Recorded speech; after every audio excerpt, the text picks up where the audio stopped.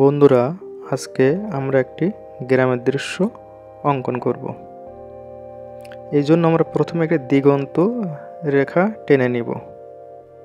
এই দিগন্ত রেখার উপরে একটি ত্রিভুজ আঁকব এবং ত্রিভুজের পাশে একটি চতুর্ভুজ আঁকব। ত্রিভুজটাকে একটি লাইন দিয়ে ছোট করে নেব, নিচে 3টা লাইন যুক্ত করব এবং পাশে আরেকটি ত্রিভুজ এঁকে নিব, তার পাশে আরেকটি চতুর্ভুজ এঁকে নিব। ত্রিভুজটাকে একটি লাইন দিয়ে ছোট করে নেব, যথারীতি ঘরের নিচে লাইনগুলো টেনে নেব এবং এই লাইনগুলোকে একটি রেখার সঙ্গে যুক্ত করব। জানলাটা ড্রয়িং করব, দরজাটাকেও ড্রয়িং করব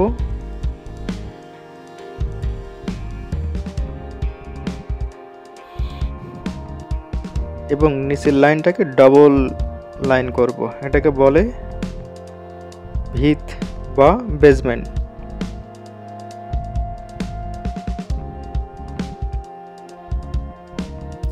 এখন আমরা একটি নদী যুক্ত করব আমাদের দৃশ্যের ভিতরে।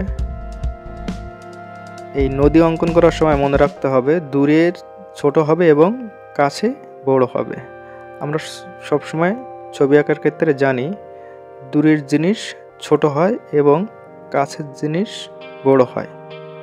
এটা আমাদের সবসময় মাথায় রাখতে হবে।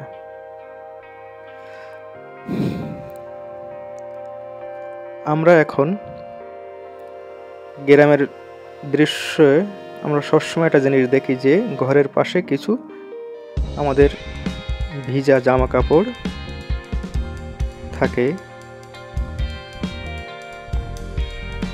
এটি একটি বিশেষ ধরনের, এটি কাঠ অথবা বাঁশ দিয়ে একটি জিনিস এবং আমরা এবার দূরের গ্রামটাকে ছোট্ট করে ড্রয়িং করব। জিগজ্যাগ টাইপের পাশে আর একটি দূরের গাছ এঁকে নিব।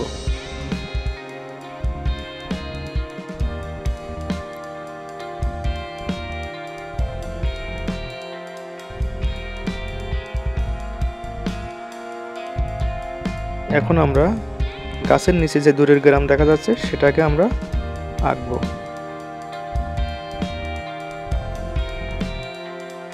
এরপরে আমরা ঘরের উপরে আরেকটি গাছ আঁকবো।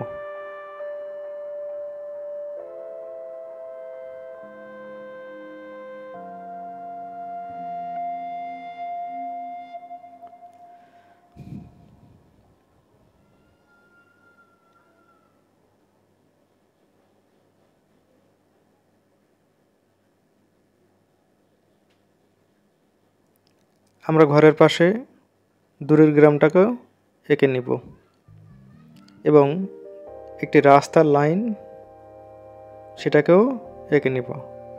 আমরা জানলার কাঠ ড্রয়িং করে নেব। এখন আমরা নদীতে একটি নৌকা এঁকে নিব।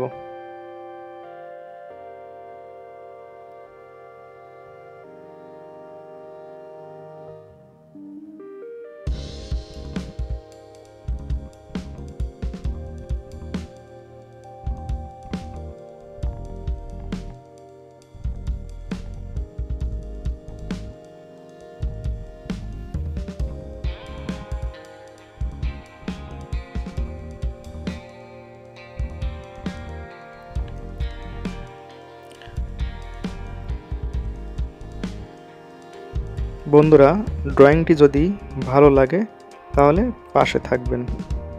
ধন্যবাদ।